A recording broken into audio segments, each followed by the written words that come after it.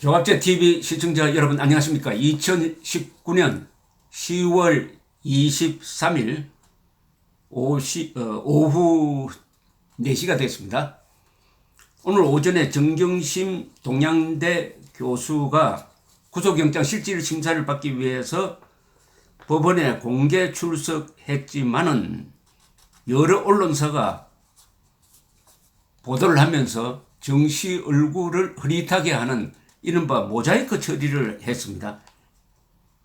텔레비전 이야기입니다. 그 상태로 뉴스를 내보냈습니다. 그리고 조선일보는 인터넷판에 얼굴을 내보냈습니다. 그런데 이상한 게 TV조선에서는 또 흐릿하게 처리를 했어요.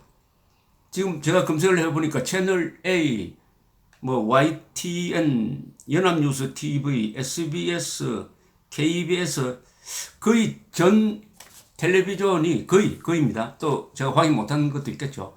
흐릿하게 처리를 했는데 이게 이해를 할 수가 없습니다. 그런데 이 조선닷컴 보도에 의하면은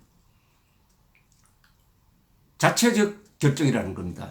외부에서 그렇게 압력을 넣은 것도 아니고 스스로 언론사에서 이런 결정을 내렸다는데 무슨 기준이 있는지, 그러면은 최순실, 정유라, 박근혜 전 대통령, 이명박 전 대통령이 검찰이나 법정에 나올 때 모자이크 처리를 했습니까? 왜 이렇게 하는지 쉽게 말하면 언론이 알아서 긴다는 이야기인데, 한국의 어떤 피의자도, 이분이 지금 피의자 신분이거든요. 그리고 재판에 넘겨졌으니까 피고인 신분이기도 합니다. 그리고 여러 차례 검찰 조사를 받을 때 또 비공개 조사를 하는 특권을 누렸습니다. 이런 대우를 받은 사람이 없어요.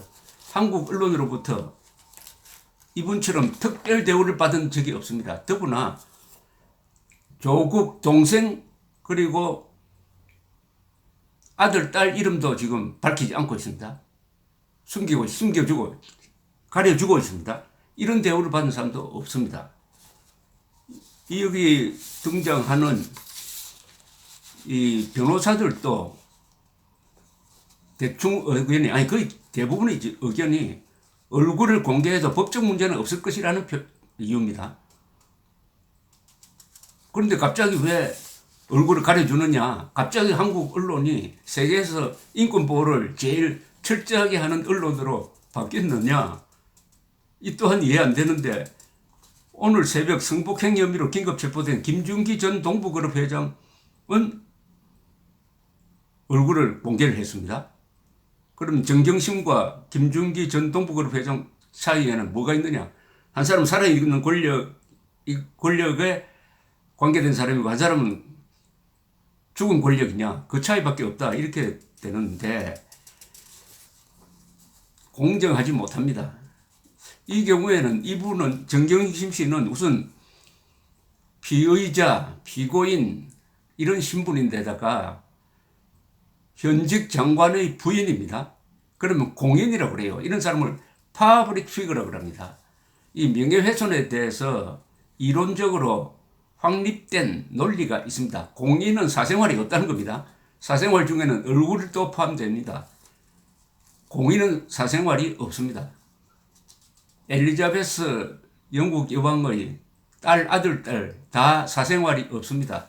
미국 대통령의 딸, 아들 다 얼굴 노출시켜도 괜찮습니다.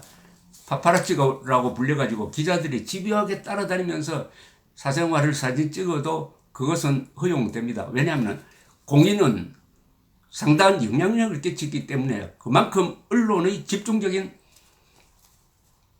추적 보도가 있어도 그만큼 감내해야 한다. 그러니까 유명세죠. 일종의 유명세입니다. 그런데 우리나라에서 일찍이 없었던 일입니다. 김재식 법무법인 아이펙스 변호사는 조선닷컴과 통화에서 이렇게 이야기했습니다. 언론사는 대중의 관심이 집중된 사건을 취재하고 자체 판단에 따라 공개할 수 있는 것이다. 헌법상 국민들이 알 권리가 있고 언론기관은 이를 충족시킬 의무가 있다. 의무입니다. 이건 언론의 의무입니다. 정씨는 정직 법무장관 아내였고 대학 교수여서 사실상 준공인으로 봐도 되기 때문에 통상의 관례에 비춰 얼굴 공개가 초상권 침해 등의 기준에서 벗어난다고 볼 수 없다. 그러니까 초상권 침해가 아니라는 겁니다.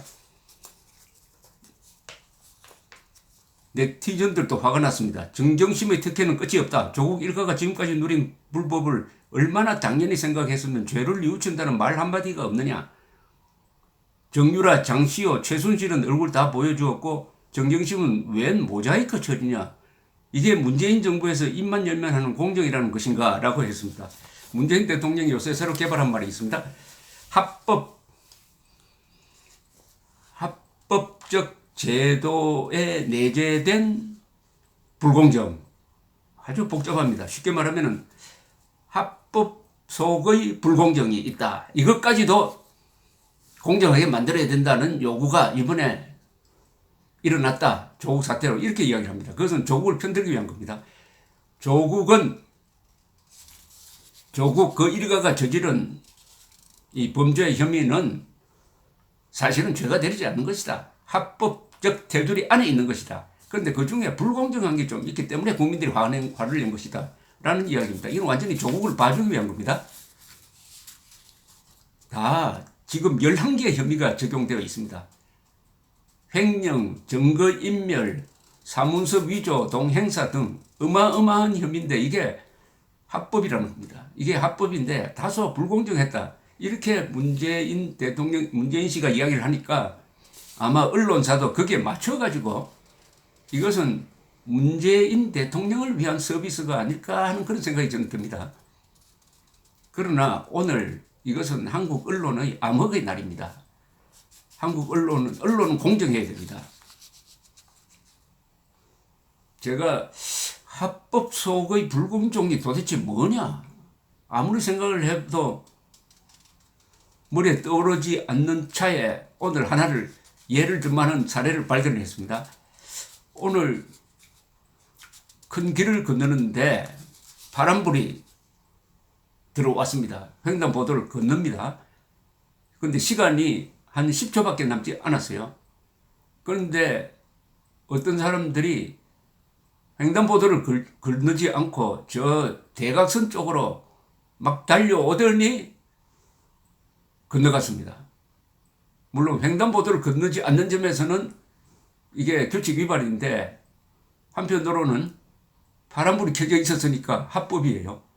합법 속의 불공정이죠.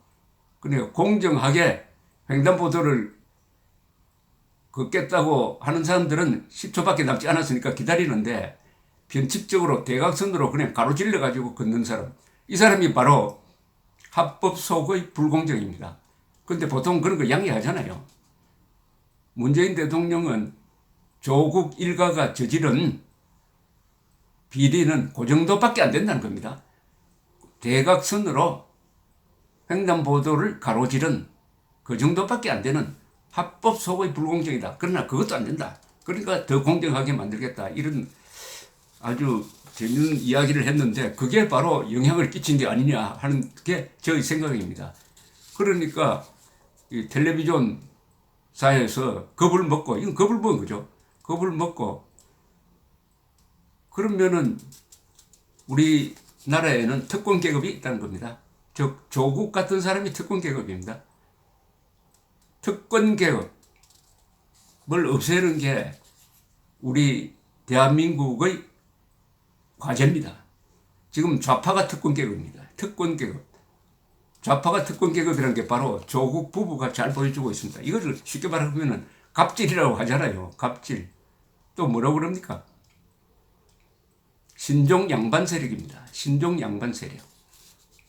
자, 그런데 어떻게 나올까요? 영장이. 이걸 보면 200% 영장이 떨어져야 맞는데 이런 분위기가 깔리면 모르겠습니다. 그러나 영장이 떨어질 것이라고 봅니다. 영장이 기각될 이유를 굳이 찾는다면 건강입니다. 당장 입원하지 않으면 안 될 정도의 심각한 병이 있을 때 그걸 또 뒷받침할 만한 MRI 사진이라든지 의사의 진단서가 있는 경우를 제외하고는 영장 기각 아닌 영장 수용, 즉 영장이 발부될 것으로 저는 생각합니다. 그게 정의를 이루는 겁니다. 감사합니다.